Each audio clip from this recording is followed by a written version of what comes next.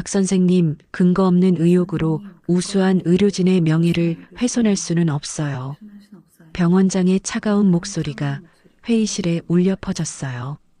주변에 앉은 간부들의 시선이 모두 저에게 집중됐어요.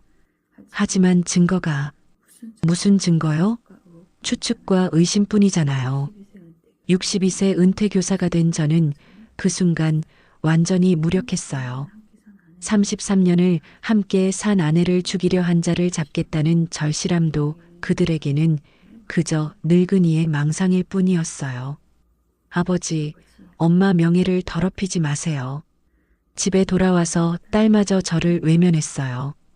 가족조차 믿지 않는 진실을 혼자 짊어진 채 저는 소파에 주저앉아 울었어요. 그때 저는 몰랐어요. 아내가 숨겨둔 USB 안에 모든 진실이 담겨 있다는 걸. 그리고 완벽한 사실은 그 사람이 5명을 죽인 살인자라는 충격적 비밀을 말이에요. 이야기를 시작하기 전에 구독, 좋아요, 알람 설정까지 눌러주시면 영상 제작에 큰 힘이 됩니다. 안녕하세요. 저는 윤정희입니다. 올해 59세고요. 서울중앙병원에서 30년째 간호사로 일하고 있어요. 아니, 정확히는 이랬다고 해야겠네요. 오늘이 제 마지막 축하연이거든요. 정년을 한 달 앞두고 명예 진급을 받게 됐어요. 간호부장에서 수간호사로 승진하는 건데 사실 이름뿐인 진급이죠. 그래도 병원에서 이렇게 배려해 주니까 고마웠습니다. 30년이라는 시간이 참 길면서도 짧게 느껴져요. 20대 후반에 이곳에 첫 출근했을 때가 엊그제 같은데 벌써 머리가 반백이 되어버렸네요. 그동안 얼마나 많은 환자들을 돌봤는지 모르겠어요. 신생아부터 임종을 맞는 어르신까지 정말 다양한 사람들의 삶과 죽음을 지켜봤습니다. 오늘 오후 3시 12층 회의실에서 축하연이 열렸어요. 평소 같았으면 이런 자리가 부담스러웠을 텐데 이상하게 오늘은 마음이 편했습니다. 아마 모든 것이 끝나가고 있다는 안도감 때문이었을까요? 윤 간호부장님, 정말 고생 많으셨습니다. 김영호 간호과장이 정중하게 인사를 드리며 꽃다발을 건넸어요. 20년 전 신입 간호사였던 그가 이제는 제 후임이 되었습니다. 시간 참 빠르죠. 아이고, 이런 걸 뭘 또. 저는 연신 손사래를 쳤어요. 사실 이런 관심이 조금 어색했거든요. 30년 동안 묵묵히 일만 하다가 갑자기 주목받으니까 말이에요. 회의실에는 제가 거쳐온 부서의 간호사들이 모여 있었어요. 응급실, 외과병동, 내과병동, 중환자실까지 각자 바쁜 시간을 쪼개서 와준 게 고마웠습니다. 부장님, 정말 명예 진급 축하드려요. 30년 동안 이 병원에서 얼마나 고생하셨는데요. 후배 간호사들이 입을 모아 말했어요. 그들의 진심 어린 축하 인사를 들으면서도 한편으로는 복잡한 마음이 들었습니다. 정말 고생만 했을까요? 아니면 보람도 있었을까요? 돌이켜보니 제 인생에서 가장 많은 시간을 보낸 곳이 이 병원이에요. 결혼하고 아이를 낳고 키우면서도 계속 일했거든요. 남편은 가끔 그만두라고 했지만 저는 이 일이 좋았어요. 아픈 사람들을 돌보는 게 천직이라고 생각했습니다. 그런데 요즘 들어서는 몸이 예전 같지 않았어요. 밤 근무를 하고 나면 며칠씩 피곤했고 젊은 간호사들처럼 빠르게 움직이기도 어려웠죠. 그래서 정년을 앞두고 있는 지금이 적당한 때라고 생각했습니다. 자, 축하 케이크 나왔습니다. 회의실 문이 열리며 케이크를 든 직원이 들어왔어요. 분홍색 장미꽃으로 예쁘게 장식된 케이크였어요. 위에는 윤정희 간호부장님 명예 진급 축하라는 글씨가 정성스럽게 적혀 있었습니다. 모두의 시선이 케이크에 집중됐어요. 박수 소리가 회의실 안에 울려 퍼졌습니다. 그 순간 제 마음도 따뜻해졌어요. 30년 동안의 노고를 이렇게 인정받는다는 게 감사했거든요. 부장님, 첫 번째 한 입 드세요. 김영우 간호과장이 웃으며 말했어요. 저는 포크를 들고 케이크 한 모서리를 떠서 입에 넣었습니다. 달콤한 생크림이 입안에 퍼졌어요. 그런데 이상했어요. 뭔가 씁쓸한 뒷맛이 났거든요. 그 순간이었어요. 갑자기 속이 뒤틀리면서 어지러움이 밀려왔어요. 시야가 흐릿해지고 호흡이 가빠졌습니다. 뭔가 크게 잘못된 것 같았어요. 으어. 제 입에서 신음이 새어나왔어요. 몸이 앞으로 기울더니 힘이 빠지기 시작했습니다. 주변에서 누군가 제 이름을 부르는 소리가 들렸지만 점점 멀어져 갔어요. 바닥에 쓰러진 후로는 기억이 없어요. 나중에 들은 얘기로는 입가에서 흰 거품이 나왔다고 하더라고요. 30년 동안 수많은 응급 환자를 봐왔던 제가 그런 상태가 되었다니 아이러니했습니다. 부장님, 119 불러요, 빨리. 응급실에 연락해서 침대 준비하라고 해요. 혼란스러운 소리들이 희미하게 들렸어요. 평소에 제가 했던 응급처치를 이제는 제가 받고 있는 거였죠. 의식이 있었다면 웃었을지도 모르겠네요. 그때 남편과 딸이 달려왔대요. 이승호 씨는 30년 넘게 제 곁을 지켜온 사람이에요. 평범한 회사원이지만 항상 제 일을 이해해주고 응원해줬어요. 딸 미라는 대학교 4학년인데 제 뒤를 이어 간호사가 되려고 해요. 30년 동안 한 번도 큰 병 없이 지냈는데 이게 무슨 남편의 울음소리가 복도까지 들렸다고 해요. 평생 자신보다 강했던 아내가 갑자기 쓰러진 걸 받아들이기 어려웠을 거예요. 처음에는 모두가 과로 때문이라고 생각했어요. 그럴 만도 했죠. 요즘 정년 준비하느라 스트레스를 많이 받았거든요. 30년 동안 쌓아온 업무를 정리하고 후임에게 인수인계하느라 밤낮으로 바빴으니까요. 하지만 그날 밤 늦게 나온 혈액 검사 결과는 충격적이었어요. 제 혈액에서 독극물이 검출된 거였어요. 청산가리 성분이라고 하더라고요. 독극물이라니 도대체 누가 왜 저한테 그런 짓을 했을까요? 30년 동안 이 병원에서 일하면서 누구와도 크게 다툰 적이 없었는데 말이에요. 물론 업무상 의견 충돌은 있었지만 그것 때문에 누군가 저를 죽이려 할 정도는 아니었거든요. 지금 저는 중환자실에 누워 있어요. 의식은 돌아왔지만 몸이 아직 말을 듣지 않아요. 경찰이 와서 이것저것 물어봤지만 저도 모르는 일이었어요. 케이크에 독이 들어 있었던 건 확실해요. 그런데 누가 언제 넣었는지는 미스터리예요. CCTV를 다 확인해봐도 특별한 게 발견되지 않았다고 하거든요. 30년 동안 성실하게 살아온 제 인생이 이렇게 끝날 뻔했다니 아직도 믿기지 않아요. 그리고 무엇보다 무서운 건 저를 죽이려던 그 사람이 아직도 이 병원 어딘가에 있을지도 모른다는 거예요. 안녕하세요. 저는 박태수입니다. 올해 62세고요. 작년에 35년간 다닌 중학교에서 퇴직했어요. 국어를 가르쳤습니다. 윤정희와는 대학교 때 만나서 결혼한 지 33년 됐고요. 딸 하나 있어요. 아내가 쓰러진 지 사흘이 지났는데 아직도 믿기지 않아요. 30년 동안 한 번도 제대로 아픈 적 없던 사람이 갑자기 독극물에 중독됐다니 말이에요. 경찰은 수사 중이라고 하지만 저는 이게 단순한 사고가 아니라는 확신이 들기 시작했어요. 어제부터 이상한 점들이 하나씩 보이기 시작했거든요. 먼저 축하 케이크 얘기부터 해볼게요. 아내가 쓰러진 다음 날 저는 병원 총무과에 갔어요.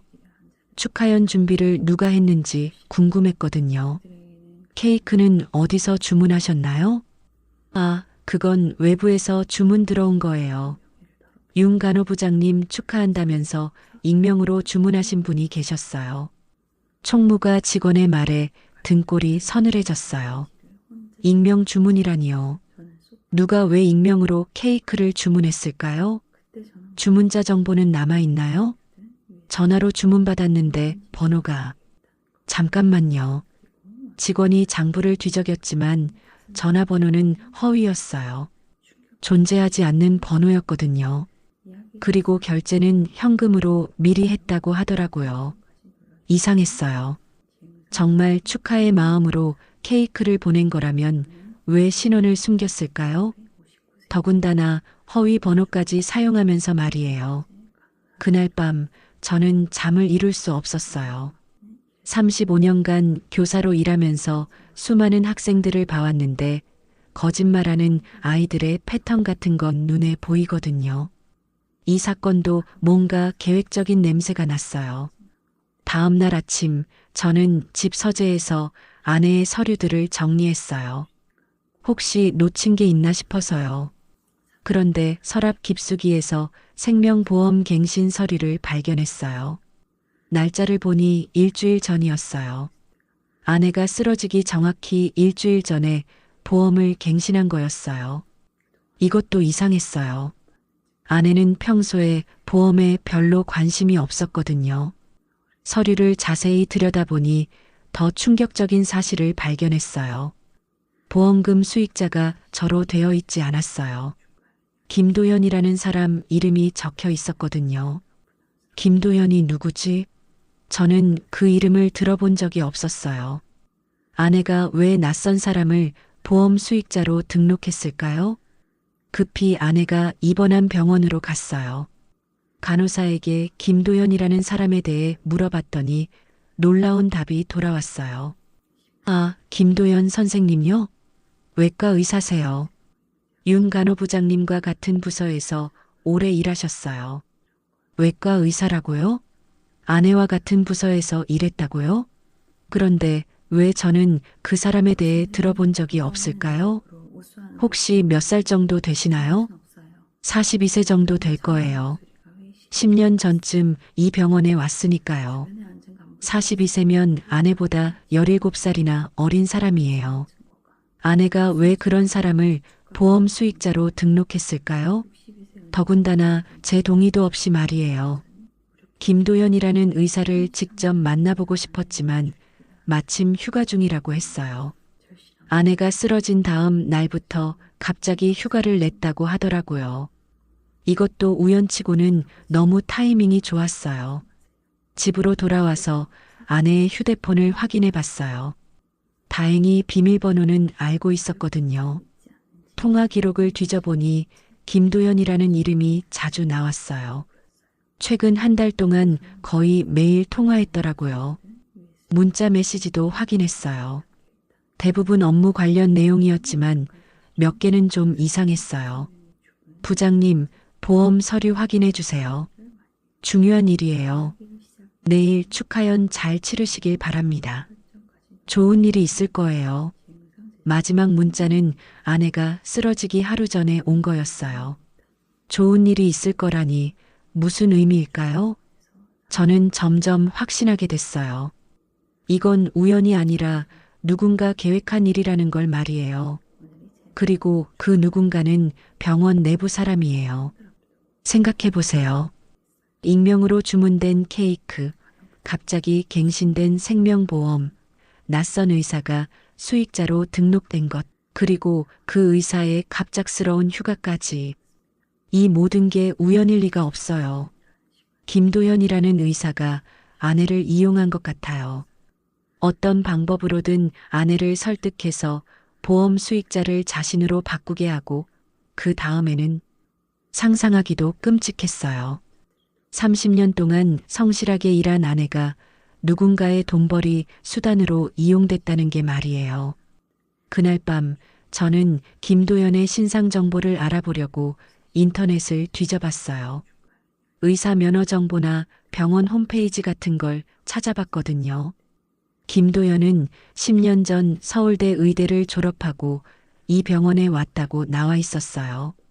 외과 전문이고 미혼이라고 되어 있더라고요. 사진을 보니 깔끔하게 생긴 젊은 남자였어요. 그런데 이상한 점이 또 하나 있었어요. 김도연의 이력을 보니 최근 몇 년간 금전적인 문제가 있었던 것 같더라고요. 의료사고로 인한 손해배상 소송이나 투자 실패 같은 기록들이 보였거든요. 돈이 필요했을 거예요. 그래서 아내의 보험금을 노린 게 아닐까요? 다음 날 아침 저는 경찰서에 갔어요. 담당 형사에게 제가 발견한 사실들을 모두 얘기했어요. 김도연이라는 의사를 조사해 보세요. 분명히 뭔가 있을 거예요. 알겠습니다.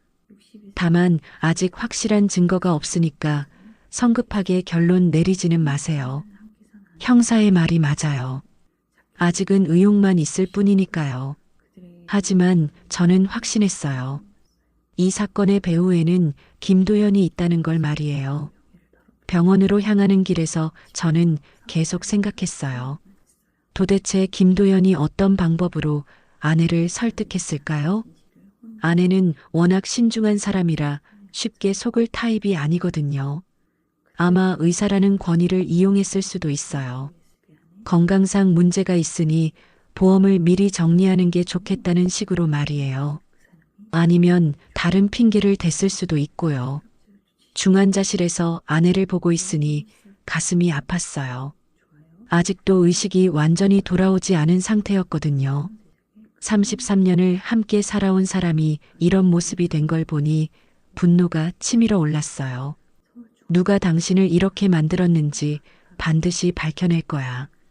아내의 손을 잡고 속으로 다짐했어요. 그런데 그때 간호사가 들어와서 놀라운 얘기를 했어요. 혹시 아세요? 김도연 선생님이 오늘 휴가에서 복귀하셨어요. 김도연이 돌아왔다고요? 이제 직접 만나볼 수 있겠네요. 저는 외과 의사실로 향했어요.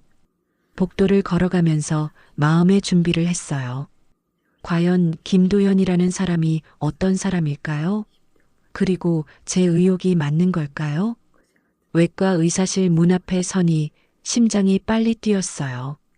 이제 진실을 마주할 시간이었어요. 외과 의사실 문을 두드렸을 때 저는 긴장했어요. 33년간 교사로 일하면서 수많은 학생과 학부모를 만났지만 이번만큼은 달랐거든요. 제 아내의 생명을 노렸을지도 모르는 사람을 마주하는 거였으니까요. 들어오세요. 차분하고 낮은 목소리가 들렸어요. 문을 열고 들어가니 깔끔한 정장을 입은 젊은 남자가 책상에 앉아 있었어요. 김도연이었습니다. 첫인상은 나쁘지 않았어요. 키가 크고 단정한 외모에 침착한 분위기였거든요. 병원 홈페이지에서 봤던 사진보다 실물이 더 인상적이었어요. 안녕하세요. 윤정희 간호부장 남편 박태수라고 합니다. 아, 네. 박태수 선생님이시군요. 저는 김도연입니다. 부장님 상태는 어떠신가요? 김도연이 일어나서 정중하게 인사했어요. 그런데 이상했어요. 제가 찾아온 이유를 전혀 궁금해하지 않더라고요. 보통 환자 가족이 갑자기 찾아오면 당황하거나 놀랄 텐데 말이에요. 의식은 돌아왔지만 아직 완전하지 않아요. 독극물 중독이라니 정말 믿기지 않네요. 저도 충격이었습니다. 30년 동안 함께 일했는데 이런 일이 일어날 줄은 몰랐어요. 김도연의 표정에서 안타까움이 느껴졌어요. 하지만 뭔가 어색했어요. 진짜 슬픔이라기보다는 연기 같은 느낌이 들었거든요. 혹시 부장님과 개인적으로도 가까우셨나요? 네, 제가 이 병원에 온 지 10년 됐는데 처음부터 지금까지 많이 도움받았어요. 정말 존경하는 분이세요. 김도연이 말하는 동안 저는 그의 눈을 유심히 봤어요. 35년간 교사로 일하면서 터득한 관찰력이었거든요. 아이들이 거짓말할 때는 눈빛이 달라져요. 김도연의 눈에서도 그런 걸 느꼈어요. 말로는 존경한다고 하지만 눈빛에는 냉정함이 있었어요. 마치 계산하고 있는 것 같은 느낌이었습니다. 보험 관련해서 여쭤볼 게 있는데요. 보험이요? 김도연의 표정이 순간 굳어졌어요. 아주 짧은 순간이었지만 저는 놓치지 않았어요. 아내가 최근에 생명보험을 갱신했더라고요. 그런데 수익자가, 그건 부장님이 부탁하신 거예요. 제가 의료진이니까 보험 관련 상담을 해달라고 하셔서요. 김도연이 재빨리 대답했어요. 너무 빨랐어요. 마치 미리 준비해둔 답변 같았거든요. 그런데 왜 수익자를 선생님으로 바꾸셨을까요? 그것도 부장님 의견이었어요. 제가 의료진이니까 보험금 처리가 더 수월할 거라고 하시더라고요. 말이 안 됐어요. 아내가 그런 실수를 할 리가 없었거든요. 30년 동안 살면서 아내가 얼마나 꼼꼼한 사람인지 잘 알고 있었어요. 혹시 부장님과 개인적인 만남도 자주 가지셨나요? 업무상 미팅은 있었지만 개인적인 만남은 없었어요. 또 거짓말이었어요. 아내 휴대폰의 통화 기록을 봤는데 업무 시간 외에도 자주 통화했거든요. 그때 김도연의 휴대폰이 울렸어요. 누군가 문자를 보낸 모양이었어요. 김도연이 확인하는 순간 표정이 어두워졌어요. 죄송합니다. 급한 수술이 있어서요. 먼저 가보겠습니다. 김도연이 서둘러 자리를 뜨려고 했어요. 그런데 제가 보기에는 수술보다는 제 질문이 부담스러워서 피하는 것 같았어요. 선생님, 마지막으로 하나만 더 여쭤볼게요. 네, 말씀하세요. 혹시 부장님이 최근에 건강상 문제가 있다고 말씀하신 적 있나요? 김도연의 눈이 잠깐 흔들렸어요. 그리고는 다시 침착한 표정으로 돌아왔어요. 특별한 얘기는 없었어요. 다만 정년을 앞두고 스트레스를 받으신다는 말씀은 하셨죠. 그렇군요. 시간 내주셔서 감사합니다. 김도현과의 첫 만남은 그렇게 끝났어요. 짧은 대화였지만 확신이 들었어요. 이 사람은 뭔가 숨기고 있다는 걸 말이에요. 그날 저녁 집에서 뉴스를 보다가 깜짝 놀랐어요. 아내 사건이 언론에 보도된 거였어요. 30년 근무 간호부장 독극물 중독. 병원 전체 충격. 기사 내용을 보니 김도연의 인터뷰가 있었어요. 카메라 앞에서 그는 완전히 다른 사람 같았어요. 윤정혜 선배님은 저의 멘토이자 가족 같은 분이었습니다. 이런 일이 일어날 줄은 꿈에도 몰랐어요. 김도연이 눈물을 흘리면서 말했어요. 정말 진심으로 슬퍼하는 것 같았거든요. 그런데 저는 몇 시간 전에 그의 차가운 눈빛을 봤어요. 부장님은 정말 훌륭한 분이셨어요. 후배들을 아끼시고 환자들을 사랑하시는 분이었죠. 누가 이런 끔찍한 일을 저질렀는지 꼭 밝혀져야 합니다. 화면 속 김도연은 완벽한 후배였어요.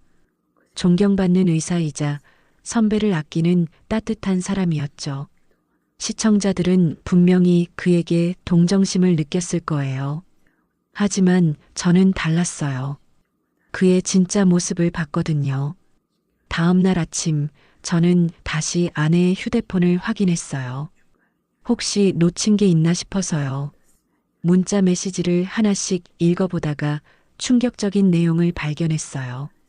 김도연이 보낸 문자였는데 날짜는 아내가 쓰러지기 이틀 전이었어요. 부장님, 곧 끝나요. 이제 자유로워질 거예요.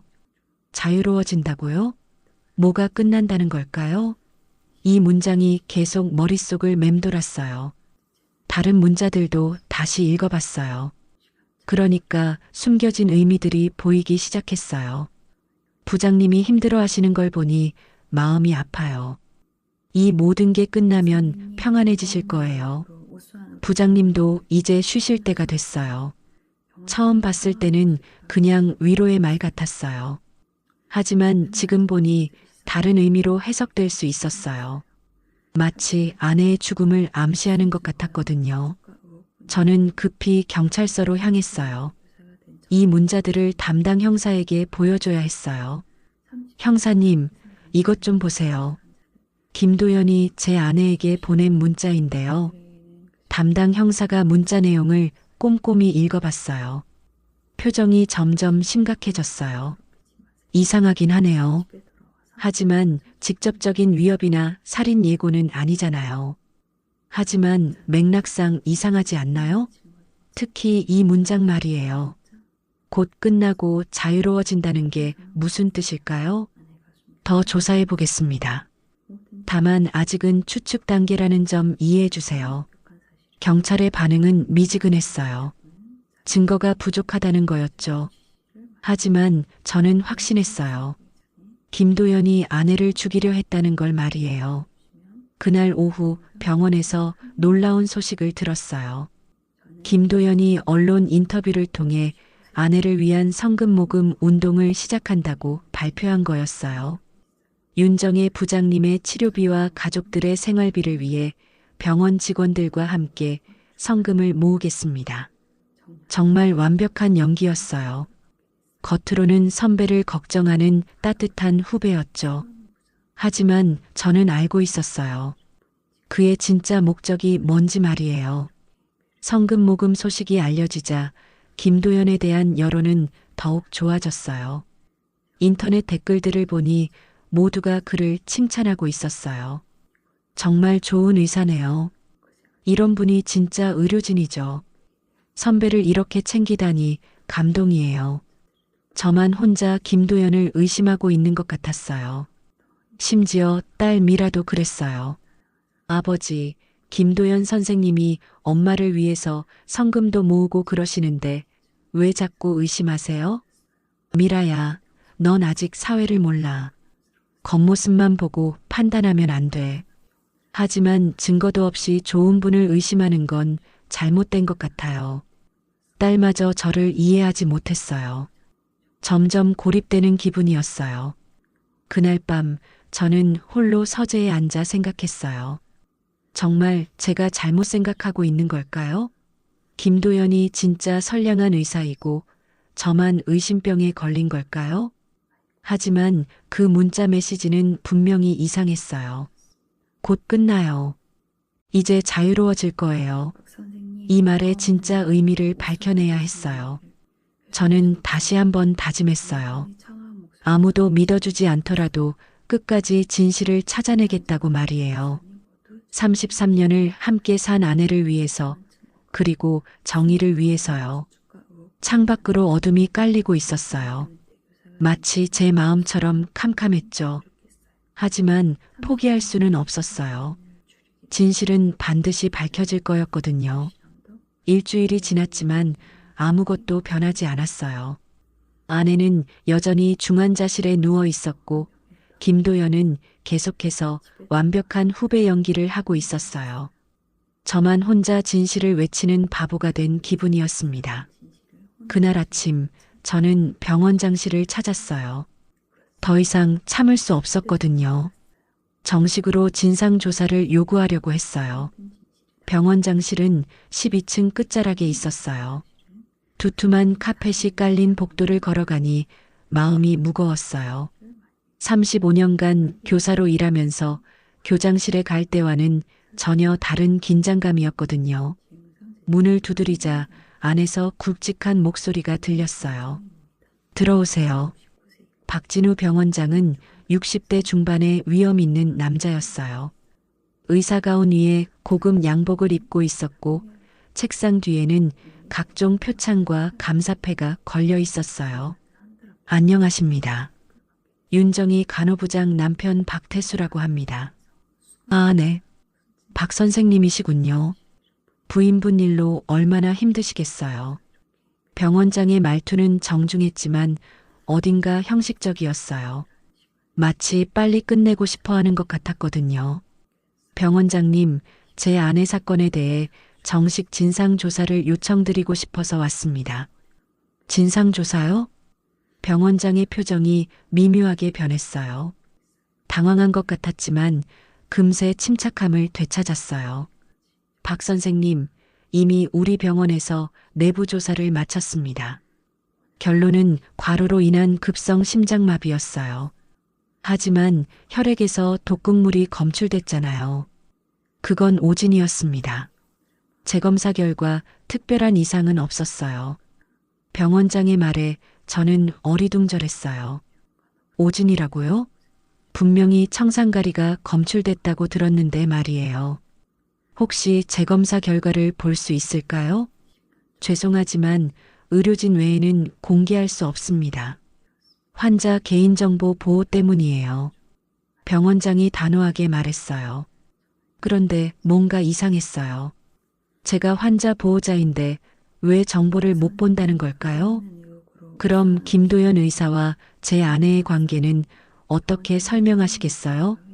보험 수익자 변경이나 수상한 문자 메시지들 말이에요. 병원장의 얼굴이 굳어졌어요.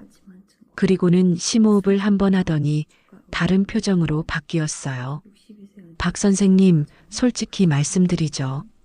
김도연 의사는 우리 병원의 핵심 인재입니다. 의료사고 한 번 없이 10년간 완벽한 수술 기록을 가지고 있어요. 그게 이 사건과 무슨 상관이? 부인분의 일은 정말 안타깝습니다. 하지만 근거 없는 의혹으로 우수한 의료진의 명예를 훼손할 수는 없어요. 병원장의 말투가 차가워졌어요. 이제 더 이상 정중한 척하지 않았어요. 병원장님, 혹시 뭔가 은폐하려는 건 아니죠? 은폐라니요. 우리는 정당한 조사를 했고 결론도 냈습니다. 더 이상 병원을 괴롭히지 마세요. 괴롭힌다고요? 33년 동안 이 병원에서 성실하게 일한 아내의 남편을 괴롭히는 사람 취급하는 거였어요. 그럼 경찰 조사는 어떻게 된 건가요? 경찰도 우리 결론에 동의했습니다. 더 이상 수사할 이유가 없다고 하더군요. 병원장이 서류 하나를 꺼내서 제 앞에 놓았어요. 이건 부인분의 명예퇴직금과 장례비입니다. 병원에서 특별히 준비한 거예요. 서류를 보니 상당한 금액이었어요.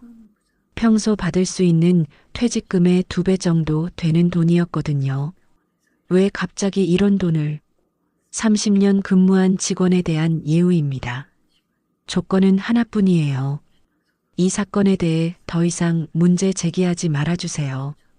입막음용 돈이었어요. 병원에서 돈으로 저를 입 다물게 하려는 거였어요. 병원장님, 이건 잘못된 거 아닌가요? 진실을 밝히는 게 우선이지 돈으로 해결할 일이 아니잖아요. 박 선생님, 현실을 보세요. 아무런 증거도 없이 의혹만 제기한다고 죽은 사람이 살아나나요? 병원장의 말이 가슴에 박혔어요. 죽은 사람이라니요. 아내는 아직 살아 있었어요. 의식 불명 상태지만 분명히 살아 있었거든요. 제 아내는 아직 살아 있습니다. 죄송합니다. 실언이었어요. 하지만 제 말은 변하지 않습니다. 이 일은 여기서 끝내는 게 모두를 위해 좋아요. 저는 그 서류를 병원장 앞으로 밀어냈어요. 돈은 필요 없습니다. 저는 진실만 원해요. 그럼 어쩔 수 없군요. 하지만 기억하세요. 이 병원에서 더 이상 문제를 일으키면 법적 조치를 취할 수도 있다는 걸 말이에요. 위협이었어요. 노골적인 위협이었어요. 35년간 교육 현장에서 일하면서 이런 모욕을 당해본 적이 없었어요. 병원장실을 나오는 길에 다리가 후들거렸어요. 분노와 절망이 동시에 밀려왔거든요. 복도를 걸어가는데 지나가는 의료진들의 시선이 차갑게 느껴졌어요. 집에 돌아와서 딸 서연에게 모든 걸 얘기했어요. 30살인 서연은 아내를 닮아서 침착하고 현실적인 성격이었어요. 아빠, 이제 그만하세요. 서연의 첫 마디가 그거였어요. 위로나 격려가 아니라 포기하라는 말이었어요. 서연아, 내 엄마가 억울하게 당했는데 어떻게 그만둬? 아빠, 증거도 없이 계속 의심만 하면 뭐해요? 오히려 엄마 명예만 더럽혀지잖아요. 명예라니 진실이 더 중요하지 않나? 아빠가 지금 하고 있는 일이 진실 추구예요? 그냥 억지 부리는 거 아닌가요? 서연의 말이 비수처럼 꽂혔어요. 제 딸마저 저를 믿지 않는 거였어요. 언론에라도 제보해 볼까 생각 중이야. 절대 안 돼요. 아빠가 그런 짓 하면 우리 가족 망신만 당해요. 엄마가 그런 걸 원하실 것 같아요? 서연이 격하게 반대했어요. 심지어 눈물까지 흘리면서 말리더라고요. 아빠, 제발 그만하세요. 엄마를 위해서라도 조용히 넘어가요. 그날 밤 저는 처음으로 술을 마셨어요. 원래 술을 거의 안 마시는 편인데 그날만큼은 견딜 수 없었거든요. 소주 한 병을 다 마시고 나니 모든 게 절망적으로 느껴졌어요. 병원도 경찰도 심지어 제 딸까지도 저를 믿지 않았어요. 혼자서 무엇을 할 수 있을까요? 거울에 비친 제 모습을 보니 초라했어요. 62살의 늙은 교사가 혼자서 큰 병원과 싸우려는 게 우스꽝스러워 보였어요. 그때 휴대폰에 문자가 왔어요. 김도연이 보낸 거였어요.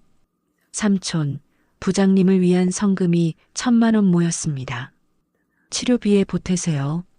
삼촌이라고 불렀어요. 마치 진짜 가족인 것처럼 말이에요. 그리고 성금까지 모아서 보내주는 완벽한 후배였어요. 저는 소파에 주저앉아 울었어요. 62년 살면서 이렇게 무력하고 절망적인 적은 없었거든요. 33년을 함께 산 아내가 누군가의 음모에 당했는데 아무도 믿어주지 않는 현실이 참담했어요. 새벽 3시까지 술을 마시며 울었어요. 그리고 어느 순간 정신이 번쩍 들었어요. 아니에요. 이렇게 포기할 수는 없어요. 33년 동안 저를 사랑해준 아내를 위해서라도 끝까지 싸워야 해요. 아무도 믿어주지 않더라도 혼자서라도 진실을 밝혀내겠어요. 거울을 다시 봤어요.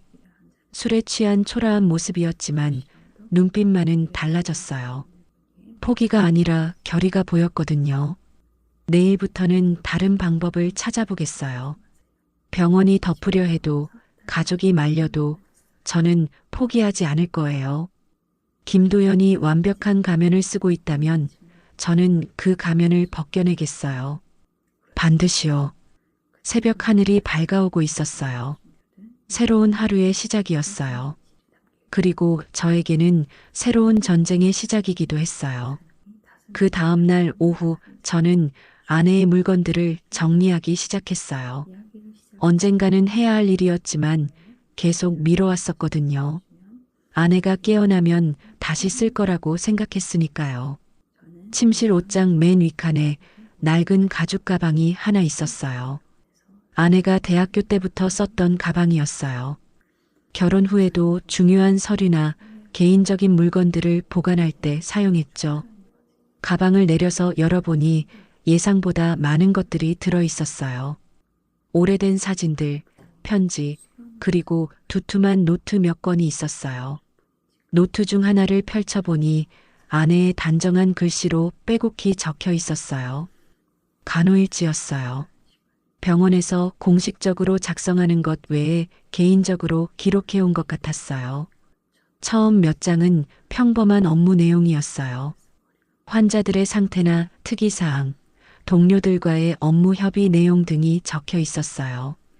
그런데 최근 날짜로 갈수록 내용이 달라졌어요. P-23 실험 승인 반대. 이 문장이 계속 반복되어 나왔어요. 처음에는 한두 번이었는데 나중에는 한 페이지에 여러 번씩 적혀 있었어요. 마치 강박적으로 쓴 것 같았어요. P-23이 뭘까요?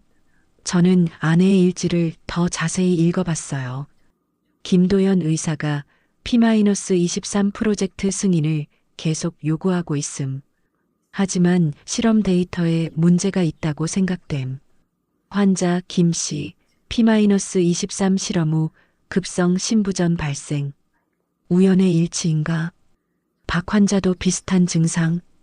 도연 의사는 기존 질환 때문이라고 하지만 P-23 실험은 중단되어야 함. 더 이상 환자들을 위험에 빠뜨릴 수 없음. 아내가 뭔가 심각한 의료 문제를 발견한 것 같았어요. P-23이라는 실험이 환자들에게 해를 끼치고 있다고 판단한 거였어요. 일지 마지막 부분에는 더 충격적인 내용이 있었어요. 도연 의사와 면담. 연구비 사용 내역에 대해 질문했으나 명확한 답변 거부. 뭔가 숨기고 있는 것 같음. P-23 프로젝트 예산이 3억 원인데 실제 사용처가 불분명함. 혹시 연구비 횡령? 병원장에게 보고해야 하나 고민 중. 하지만 증거가 부족함. 연구비 횡령이라니요. 김도연이 P-23 프로젝트 연구비를 빼돌렸다는 얘기였어요. 그리고 아내가 그것을 눈치챈 거고요. 마지막 페이지에는 날짜가 아내가 쓰러지기 사흘 전이었어요. 도연 의사가 계속 압박하고 있음. P-23 승인서에 서명하라고 함. 거부했더니 표정이 달라짐. 이 실험은 절대 승인할 수 없음. 환자들의 안전이 우선. 혹시 내가 위험한 상황에 처한 건 아닐까? 도연 의사의 눈빛이 예전과 달라짐. 아내가 위험을 감지하고 있었어요. 김도연의 변화를 느끼고 있었던 거예요. 그 순간 모든 퍼즐이 맞춰지기 시작했어요. 김도연이 아내를 제거하려 한 이유를 알 것 같았어요. P-23 프로젝트 연구비 횡령을 들킬까봐 두려웠던 거예요. 아내는 30년간 쌓아온 양심과 직업 정신으로 환자들을 지키려 했어요. 위험한 실험을 막으려 했고 연구비 횡령까지 눈치챘어요. 김도연에게는 제거해야 할 위험한 존재였던 거죠. 저는 일지를 꼭 껴안고 눈물을 흘렸어요. 아내가 얼마나 고민했을지, 얼마나 두려웠을지 상상이 됐거든요. 혼자서 그 모든 부담을 짊어지고 있었던 거예요. 그런데 한편으로는 자랑스러웠어요. 33년을 함께 산 아내가 끝까지 올바른 길을 선택했다는 게 말이에요. 자신의 안전보다 환자들의 안전을 우선시했던 거니까요. 이제 확실한 증거가 생겼어요. 김도연의 연구비 횡령과 P-23 프로젝트의 위험성, 그리고 아내를 제거한 동기까지 명확해졌어요. 저는 즉시 경찰서로 향했어요. 이번에는 확실한 증거를 가지고 갔으니까 믿어줄 거라고 생각했어요. 담당 형사에게 일지를 보여주며 설명했어요. 형사님, 이것 보세요. 제 아내가 김도연의 연구비 횡령을 알았던 것 같아요. 형사가 일지를 꼼꼼히 읽어봤어요. 표정이 점점 진지해졌어요. 이게 정말 부인분이 직접 쓰신 건가요? 네, 필체도 확실하고 내용도 구체적이잖아요. P-23 프로젝트에 대해서는 병원에 확인해 봐야겠네요. 드디어 경찰이 움직일 것 같았어요. 하지만 형사의 다음 말이 저를 절망에 빠뜨렸어요. 다만 이것만으로는 살인의 증거가 되지는 않아요. 동기는 있지만 직접적인 증거는 아니거든요. 또 증거 부족이라는 얘기였어요. 하지만 이번에는 포기하지 않을 거예요. 아내의 일지가 있으니까 더 많은 것들을 찾아낼 수 있을 거예요. 저는 P-23 프로젝트에 대해 더 자세히 알아보기로 했어요. 그리고 김도연의 연구비 횡령 증거도 찾아야 했어요. 아내가 목숨 걸고 지키려 했던 진실을 반드시 밝혀내겠어요. 그날 밤 아내의 일지를 다시 읽으며 다짐했어요. 이제 혼자가 아니에요. 아내가 남긴 기록이 있으니까요. 아내의 마지막 선택이 헛되지 않도록 끝까지 싸우겠어요. USB를 들고 경찰서에 갔을 때 저는 확신에 차 있었어요. 이제 모든 증거가 있으니까 김도연을 당장 체포할 수 있을 거라고 생각했거든요. 담당 형사는 USB 내용을 꼼꼼히 확인했어요. 이준석의 과거 기사, 해외 계좌 내역, 그리고 아내와의 녹음 대화까지 모든 걸 들어봤어요. 이거 정말 대단한 증거네요. 신분 위조의 살인 미수까지. 바로 수사에 착수하겠습니다. 형사의 반응은 기대 이상이었어요. 드디어 김도연의 정체가 밝혀질 거라고 생각했어요. 그런데 이틀 후 형사에게서 의외의 연락이 왔어요. 박 선생님, 죄송한데 수사가 일시 중단됐습니다. 중단이라고요? 왜요? 위에서 그렇게 결정했네요. 더 신중하게 접근해야 한다고 하더라고요. 말이 안 됐어요. 그렇게 확실한 증거가 있는데 왜 수사를 중단한다는 걸까요? 며칠 후 그 이유를 알게 됐어요. 지인을 통해 들은 얘기였는데 병원 측에서 경찰 상부에 상당한 압력을 넣었다는 거였어요. 서울중앙병원은 시내에서 가장 큰 병원 중 하나였고 정치권과도 깊은 관계가 있었거든요. 결국 돈과 권력 앞에서 정의가 굴복한 거였어요. 제가 가진 증거들도 소용없었어요. 절망감이 밀려왔어요. 하지만 포기할 수는 없었어요.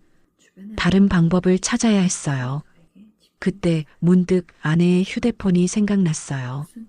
경찰에서 돌려받은 휴대폰을 아직 제대로 확인하지 못했거든요. 혹시 놓친 게 있을까 싶어서 다시 살펴봤어요.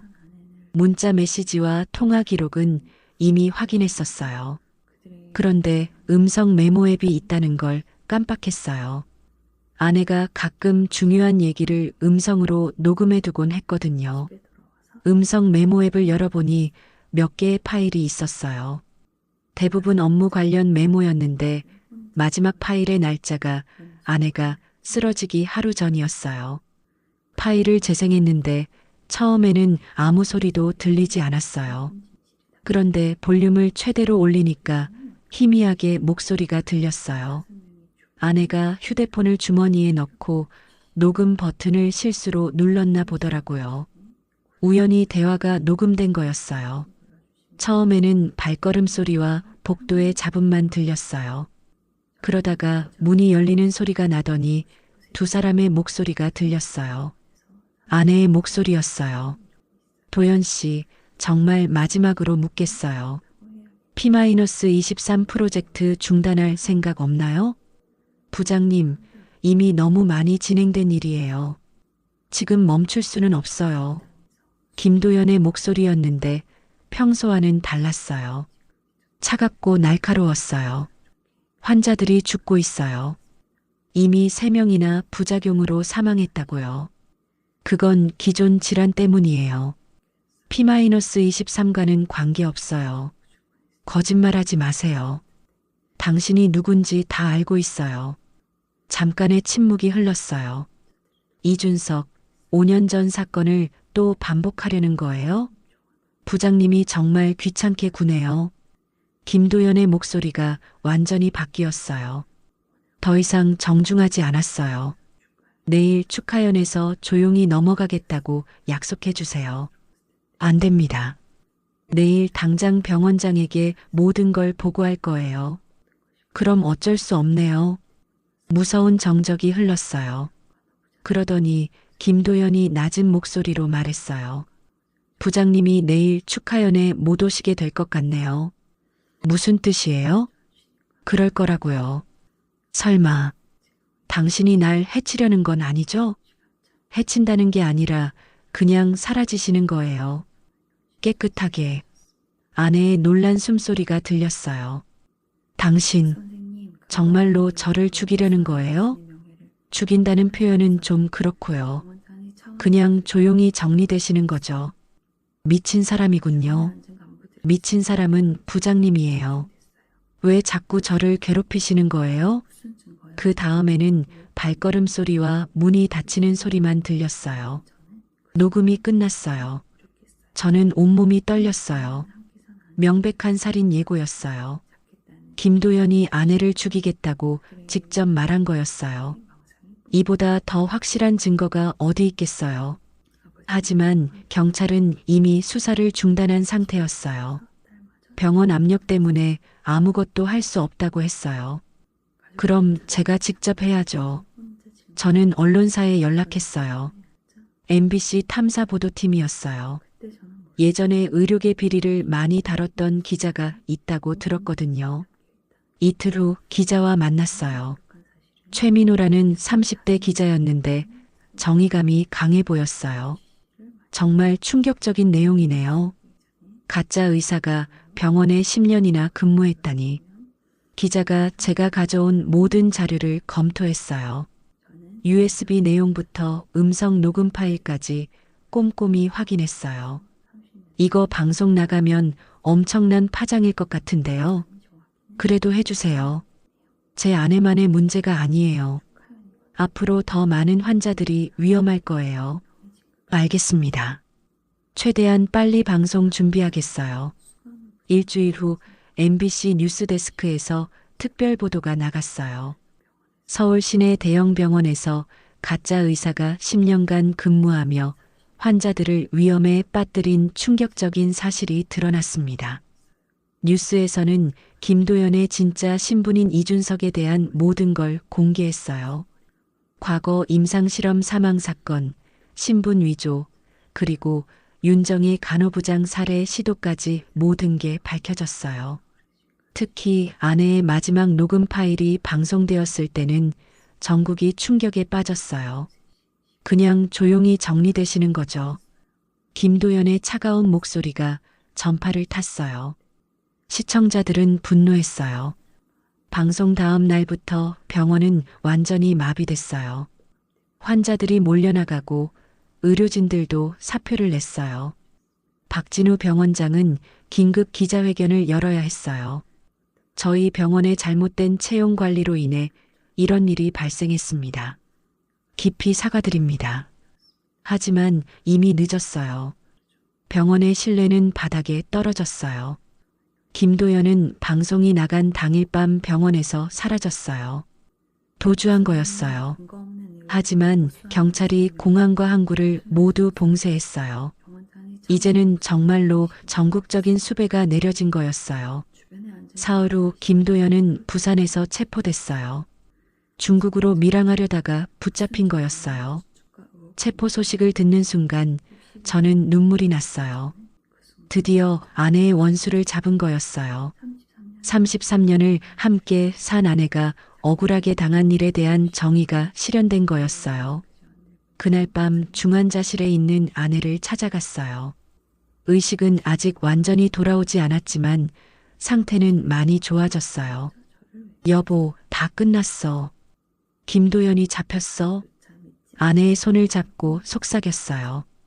그러자 아내의 손가락이 살짝 움직이는 것 같았어요.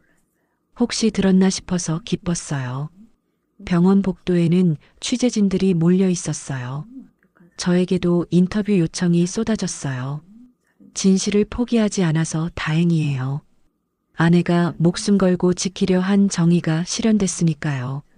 세상은 결국 정의가 통한다는 걸 확인했어요. 비록 오래 걸렸지만 진실은 밝혀졌어요. 그리고 더 이상 김도연 같은 괴물에게 당할 환자들은 없을 거예요. 1년이 지났어요. 김도연, 아니 이준석이 1심에서 무기징역을 선고받았어요. 항소했지만 결과는 뻔했어요. 너무 많은 증거가 있었거든요. 아내는 6개월 전에 의식을 완전히 되찾았어요. 후유증이 조금 남아있지만 일상생활에는 지장이 없어요. 기적 같은 일이었죠. 오늘은 특별한 날이에요. 서울중앙병원에서 윤정희 추모식이 열렸거든요. 병원 1층 로비에 추모홀이 새로 만들어졌어요. 추모홀 벽면에는 아내의 사진과 함께 글이 새겨져 있었어요. 환자의 생명을 지키기 위해 자신의 목숨을 바친 윤정희 간호부장을 추모하며 아내의 젊은 시절 사진이었어요. 30년 전 이 병원에 첫 출근했을 때의 모습이었죠. 희망에 찬 밝은 표정이었어요. 새로 부임한 김영수 병원장이 추모사를 읽었어요. 윤정희 간호부장님의 용기와 희생정신은 우리 병원의 자랑입니다. 앞으로 이런 일이 다시는 일어나지 않도록 하겠습니다. 병원은 또 하나의 결정을 발표했어요. 윤정희 간호장학금을 제정한다는 거였어요. 매년 10명의 간호학과 학생들에게 장학금을 지급한다고 했어요. 부장님의 뜻을 이어받아 환자를 진심으로 돌보는 간호사들을 키우겠습니다. 저는 추모식에 참석한 사람들을 보며 감동했어요. 아내와 함께 일했던 간호사들뿐만 아니라 아내가 돌봤던 환자들과 가족들도 많이 왔었어요. 한 할머니가 제게 다가왔어요. 선생님, 윤 간호사님이 제 손자 목숨 구해주셨어요. 정말 천사 같은 분이셨어요. 20년 전 아내가 응급실에서 돌봤던 아이가 지금은 대학생이 되어 있었어요. 그 아이도 어머니와 함께 와서 인사했어요. 간호부장님 덕분에 제가 이렇게 클 수 있었어요. 저도 의사가 되어서 환자들을 돌볼 거예요. 추모식이 끝난 후 저는 병원 앞 벤치에 앉았어요. 1년 전 처음 김도연을 의심하기 시작했던 그 벤치였어요. 플라타너스 나무에서 노란 잎들이 바람에 흩날리고 있었어요. 가을이 깊어가고 있었어요. 여보, 당신이 지키려 했던 생명들이 이제 더 안전해졌어. 혼자 중얼거렸어요. 아내가 들을 수 있을 것 같았거든요. 당신 덕분에 병원도 많이 바뀌었어. 이제는 환자들이 더 안심하고 치료받을 수 있게 됐어. 지난 1년 동안 정말 많은 일이 있었어요. 김도연 사건 이후 병원은 완전히 새로워졌어요. 의료진 채용 시스템이 바뀌었고 환자 안전 시스템도 강화됐어요. 무엇보다 의료진들의 마음가짐이 달라졌어요. 아내의 희생을 목격한 사람들이 더 성실하게 환자를 돌보게 된 거예요. 저도 많이 변했어요. 35년간 교사로 일하면서 느끼지 못했던 걸 깨달았거든요. 정의를 지키는 일이 얼마나 어렵고 소중한지 말이에요. 요즘은 시민단체에서 활동하고 있어요. 의료 소비자 권익보호 모임에서 자원봉사를 하고 있어요. 아내처럼 누군가를 지키는 일을 하고 싶었거든요. 벤치에 앉아 있는데 휴대폰이 울렸어요. 아내였어요. 여보, 어디 있어요? 저녁 뭐 먹을까요? 응, 지금 병원 앞이야. 추모식 다녀왔어. 고생하셨어요. 빨리 와요. 당신 좋아하는 된장찌개 끓여놨어요. 아내의 목소리는 여전히 따뜻했어요. 죽음의 문턱까지 갔다 온 사람이라고는 믿기지 않을 정도로 밝았어요. 집으로 가는 길에 문득 아내의 휴대폰에 저장된 음성 메모가 생각났어요. 김도현과의 마지막 대화 말고 다른 파일들도 있었거든요. 집에 도착해서 아내에게 물어봤어요. 여보, 휴대폰에 음성 메모 또 있던데 들어봐도 될까? 네, 괜찮아요. 별거 아닐 거예요. 오래된 음성 메모를 재생해 봤어요. 1년 전 제가 아내를 병문안 갔을 때의 기록이었어요. 태수 씨, 오늘은 참 고마웠어요. 33년 동안 이렇게 다정하게 대해주셔서. 아내가 중환자실에서 혼자 녹음한 거였어요. 제가 모르는 사이에 말이에요. 당신 같은 남편이 있어서 저는 정말 행복해요. 앞으로도 오래오래 함께 했으면 좋겠어요. 눈가에 눈물이 맺혔어요. 죽음의 위기에서도 감사함을 잊지 않았던 아내가 대견했어요. 그래, 당신 덕분에 아직 사람다운 세상이 남았어. 저도 혼자 중얼거렸어요. 저녁 식탁에서 아내와 마주 앉았어요. 된장찌개 냄새가 집안을 가득 채웠어요. 평범하지만 소중한 일상이었어요. 여보, 앞으로 어떻게 살까요? 아내가 물었어요. 그냥 지금처럼 살자. 서로 아끼면서 다른 사람들도 도우면서. 좋은 생각이에요. 창밖으로 저녁 노을이 아름답게 펼쳐져 있었어요. 내일도 좋은 하루가 될 것 같았어요. 33년을 함께 살아온 부부가 다시 시작하는 새로운 삶이었어요. 시련을 겪었지만 더 단단해진 사랑이었어요. 정의는 때로 늦게 오지만 반드시 온다는 걸 배웠어요. 그리고 진실을 포기하지 않는 사람들이 있는 한 세상은 여전히 살만한 곳이라는 것도 알았어요. 아내가 목숨 걸고 지킨 생명의 소중함을 이제 제가 이어가겠어요. 그게 33년을 함께 산 남편의 의무이자 행복이니까요. 그럼 오늘 이야기는 여기까지입니다. 영상을 시청해주신 모든 분들 고맙습니다. 저는 AI 나레이션 손지혜였습니다. 구독과 좋아요 부탁드립니다. 감사합니다.